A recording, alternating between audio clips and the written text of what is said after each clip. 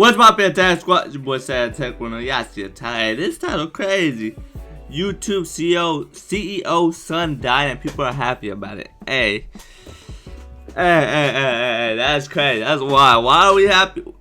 Why are people happy? I said we, but why are people happy about this, bro? I don't know who the CEO is. I don't care. But the fact that someone passed and people are happy is kind of crazy. I don't know why I'm laughing, but hey, relax. Hit that subscribe button. Road to 2K. Help brother out.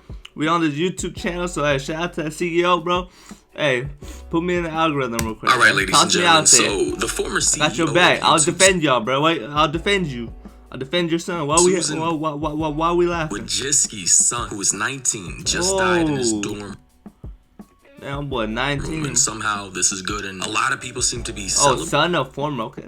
19 just died in his dorm room, and somehow this is good, and a lot of people seem to be celebrating this. Some people are saying she found out he was using an ad blocker. Another person nah, bro, that's how people be happy, bro. That's just Twitter, bro. Hey, if y'all call Twitter X, bro, I don't know what to tell you, bro. X is still Twitter, bro. I still call that shit Twitter. The sacrifice for her own success. Damn. Sacrifice of her own success. Bro must have been using an ad blocker, vaxxed, womp, and there's some other wild comments like the ritual. Hey, bro, you can't take Twitter serious, bro. Like all this shit, bro. Come on. Has began. A sacrifice was given. If it was a vax injury, we will never hear about it. Susan was a huge advocate for censorship and the suppression of health-related information. What goes around comes around. His last YouTube search was. Wait, what went around? What she do? Fentanyl overdose. What to do? Quote, but he got yeah. Oh my god, bro. What is this, he got demonetized IRL. Bro, yo, wild. A lot of these comments are very hateful and disrespectful because to a lot of these people, Susan Wojcicki ruined their lives. To a lot of these people and potential creators and just viewers. What she do? I don't remember this. I'm new to YouTube. What she do? Can we get a little backstory? CEO of YouTube. To them, she ruined the platform and then banned a lot of channels that didn't deserve to get banned. And, you know, we had the whole demonetization era. You couldn't even swear or say anything non-PG-13 without getting your entire video cut off from earning ads. So to a lot of these people, she absolutely is the bane of their existence. And they probably couldn't care less that her son is now dead, which I find just completely ridiculous, as no child should pay for the sins of their parents. Just because Susan was a horrible CEO does not mean that her son deserved to die. Now, I want to read this one post from this former creator, and his name is Mr. Obvious. And he said, "I'm not gonna virtue signal over how sorry I am," or quote, "even if you don't like her, she doesn't deserve this." Quote, he didn't deserve it. I mean, she's a mother too, so losing her sounds kind of crazy, but Wojcicki destroyed and ruined so many lives. For years, she directly destroyed my livelihood. Obviously, no parent deserves to bury their child, but, quote, "spoiled rich kid going to an Ivy League school overdoses on drugs," quote, "is a tale as old as time. I went to a community college. I didn't have money for drugs. Then when I finally built a small career for myself, Susan came in and targeted channels like mine. She literally ruined my life. I feel sorry for the kid, as idiotic as it may have been, but I have zero empathy for Susan Wojcicki. She didn't care how many lives she destroyed. I don't care about hers. Get mad about it. Cope and see." Oh, wait. Oh, good job. Sorry. Oh, okay. I will never back down. I thought the beginning he was like saying this guy's very passionate about the situation. As he said himself, he was a college student, he was broke. Yes, he was an upcoming YouTuber who was getting steady income from YouTube, and then for whatever reason his channel got terminated, and now he has a grudge against Susan. And if I were in his position, I'd probably feel the same way, but you know, I don't know. Emotions are a complicated thing, and clearly he feels like his life was ruined, and a lot of other people do too. Some people are saying she voted for this. Another person said she found out he was using ad blocker, killed him dead. Someone else said never show empathy for villains. Wish them only the worst. Another person made this meme saying, "It is so true. Rich fails in values. I had fun on YouTube, but can't even go on because it's being throttled to the point it feels like a dial-up." With this meme attached of Susan in clown makeup with the caption, "We want to help small content creators," in a sarcastic manner. Somebody said, "I don't feel sorry for the kid." Somebody else said, "Karma's the bitch." Now at this point in time, I can't really Hey, that karma shit. Hey, that son ain't do nothing. Sorry for the kid. Somebody else said Carm is a bitch. Now, at this point in time, I can't really dictate how these people are supposed to feel or not to feel, and I can't change their opinions on the matter. All I'll say is that even if Susan was a horrible CEO, a horrible person, or if she supported horrible policies, does not mean that her son should now be shitted on online for what is likely a accidental overdose of whatever drugs she was taking that may have been laced with fentanyl. Now, I'm not going to get into any politics here, but we already know where fentanyl comes from. Obviously, most of it not in this country, from other places, not within our region. I'm not going to say the words, but, you know, something needs to be done about this, you know? Too many people are losing their lives because of drug overdoses. Ironically, 2 matches passed because of an alleged drug overdose. Now, according to the New York Post, though, they say the 19-year-old son of former YouTube CEO Susan Wojcicki died Tuesday inside a dorm at the University of California, Berkeley. Marco Troper, a freshman... When did it happen? Wait. He dropped this 4 days ago. Damn, so it happened last week? University of Berkeley? I think I know someone that goes to Berkeley. Oh, wow. Math major was found unresponsive in a Clark Kerr campus dorm around 4:23 p.m. Emergency responders' attempts to resuscitate were unsuccessful. And there's we can see Susan with her son and her husband. They say he ingested a drug and we don't know what was in it. One thing we do know is it was a drug. We want to prevent this from happening to any other family, added Esther Wojcicki, who is the grandmother of this young man and the mother of Susan Wojcicki. They say a toxicology report to confirm we want to prevent this from happening to any other family, added Esther Wojcicki, who is the grandmother of this young man and the mother of Susan Wojcicki. They say a toxicology report to confirm Troper's cause of death will take up to 30 days, but I'm sure they likely already found out how he died and what was already ingested. The grandmother, Esther Wojcicki, remembered her grandson as the most kind, loving, smart, fun, and beautiful human being in a touching tribute. Our family is devastated beyond comprehension. Troper, a promising math major, was in his 2nd semester at UC Berkeley and a member of the PSI fraternity. Marco's life was cut too short. We are all devastated thinking about all the opportunities and life experiences that he will miss and we will miss together. But yeah, I mean, with all that being said, y'all can hate the mother all y'all want, like, but the son ain't do nothing. Hopefully now that a very powerful person's child has OD'd from something that has been affecting a plethora of families in poverty, middle class, and poor families all across this country for over a decade, maybe this will finally shed some light to the problem. Like, the issue is so bad that there is a whole YouTube channel called Texas Pictures Documentaries that I found about last year, dedicated and uploading documentary quality videos on all the victims in Texas, teens and young men who are dying from fentanyl-laced drugs. Bro made 277 videos like, off that shit. I want all of you after this video to head on over to this channel, Texas Pictures Documentaries, and just take a look at some of their videos. I mean, it's really heartbreaking, honestly. You know, I'm scrolling through this page right now, and you can see there are hundreds of videos of just people just dying off of this stuff, coming from across the... Well, you know, I can't say that in this video for obvious reasons, but the one video that I saw last year that really messed me up was this one right here, titled Fentanyl Poisoning Joshua Gillihan's Story. That boy's 14? Titled... That boy was 14 years old? Hey, my math now mathing. That's 14 years old, bro. Like, fentanyl poisoning Joshua Gillihan's... My boy didn't even get into high school. Even if he did, he might have been a freshman in high school. Story. Damn. So this is Joshua Gillihan, and he was my only child. He was only 14, and he was our world. I honestly can't comprehend why this is not an absolute national emergency.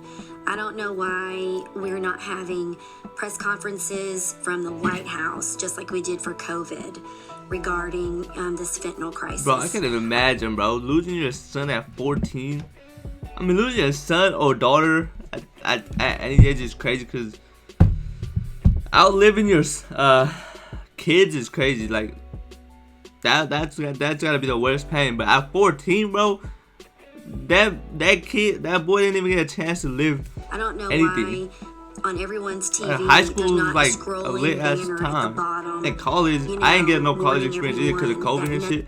But still, college is still supposed to be lit. Unless it comes from a pharmacy, you know, I can't comprehend even the CEO's why son didn't a even bigger deal college. is not being made of this situation. really we started having some issues, noticing some changes around the 7th grade. So he was about 12. And my husband, when him and his friends came home from being out and about, he just suspected something was weird because we had to go somewhere and my son ran upstairs real quick to put his backpack away, and that was kind of weird.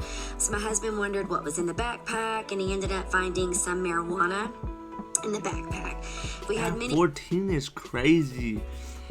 Bro, smoking weed at 14 is wild. Talks even before this happened about drugs in high general. school, yeah, I seen a lot of people in high school In the backpack. 14 we had many just talks like even crazy before this happened about drugs in general, and you know, you have your path to choose, your choices make a difference, and all of that.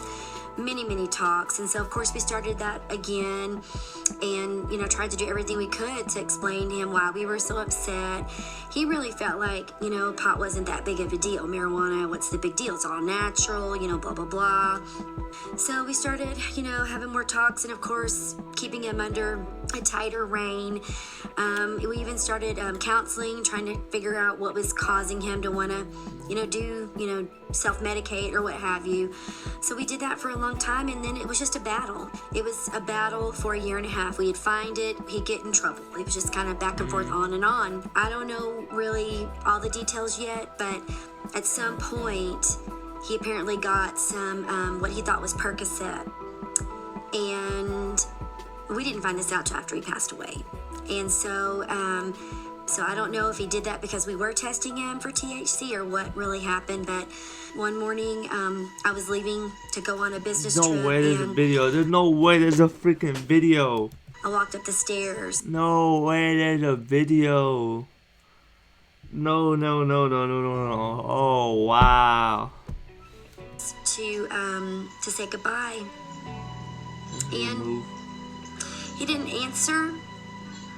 And so I got closer and, you know, leaned down to kind of like, you know, shake him and wake him up, and he was gone. And he'd been gone for a long time. It was really cold. Oh my God. No. I just walked up here to say goodbye, and I think he's dead. Oh no.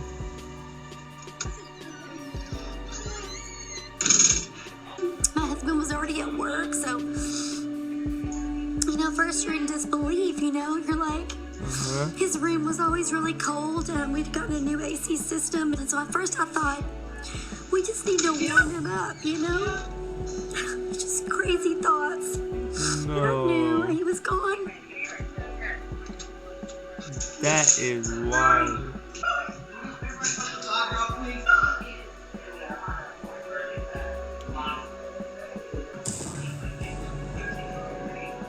I could have went without seeing this, bro.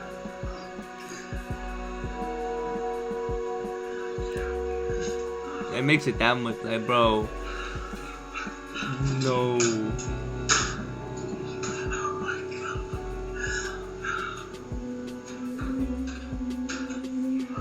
Are those the neighbors or family members that probably live close?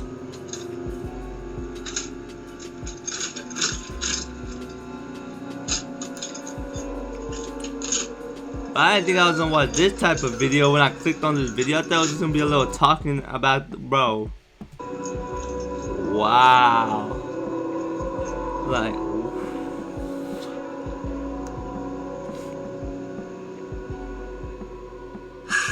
But I wish I would have done more. I so wish. bro, I can't even imagine her.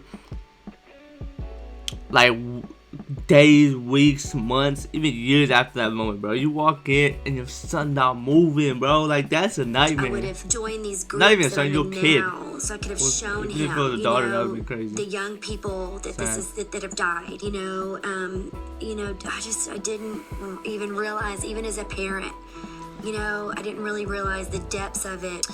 And that's a lot of the guilt, you know, that I have, is that we thought we had our problem under control, and I didn't let let myself go. That's what I'm talking about. To the next level. She's just gonna blame herself, bro. And I wonder how long it is after that happened. She did this interview. Like, I wonder how old she was at the time, and how long it took her to open up and shit. Well, I mean, I literally literally was worried about him as a damaging his parent, bro, brain from marijuana. I feel like you'd blame yourself I mostly. never anyways. dreamed that he was gonna take something that was gonna kill him. My kid was not perfect, but he was a good kid. He was smart, he was good, he was loving, he was a good kid. And there are a lot of kids like him that are probably doing similar things and their parents don't know it. They're thinking, Damn, not this my video kid. took a left, bro. Everybody needs to understand that it can be your kid. If it was my kid, it could be anybody's kid. And that's where I'm gonna stop the video, honestly. I'm sure many of you, while watching that, felt what I initially felt while I first saw this video. And honestly, I'm sure that is what Susan Wojcicki and the rest of her family are probably feeling right now. This is a serious problem we have here in America and across the world, I'm sure. But being that in America, in the USA, we are the #1 consumers of opioids and narcotics and hard drugs in the entire world. So that speaks volumes, and something needs to change. Something needs to happen, and that is all I gotta say. But do let me know your thoughts and opinions down below. I'm sure. Wow. Hit that subscribe button. I don't know how you would enjoy that video, but social media is more desensitized. I know what that word means, bruh. Sound it out. Desensitized, whatever the fuck that shit says. I get that Susan wasn't very good as she is, but it's twisted to laugh and point at Susan after here. Exactly, that's disgusting. But at the end of that video, bruh, what is this? Why people stop caring about Nico? Oh, Sunny V2, Nico Cotto Avocado. I'm gonna check this out too. Hit that subscribe button. But we out with this one.